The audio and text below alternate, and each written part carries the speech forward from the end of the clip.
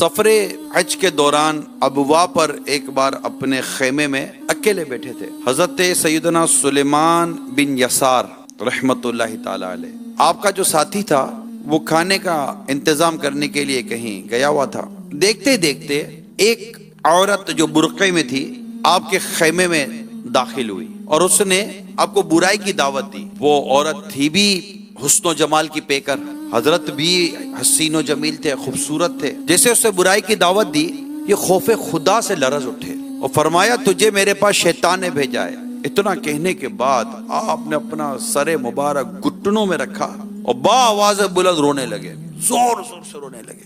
عورت تو گھبرا گئی اور وہ تیز قدم سے وہ خیمے سے باہر نکل گئی۔ تو جب آپ کا رفیق آیا نا، جو آپ کا ساتھی تھا، اسے دیکھا وہ رو رو کا حضرت ہے تو آنکھیں سجا دی ہیں۔ اس نے رونے کی وجہ پوچھی۔ اولاً آپ نے ٹال مٹول کیا کہ نہیں بتایا، اس نے اصرار کیا تو آپ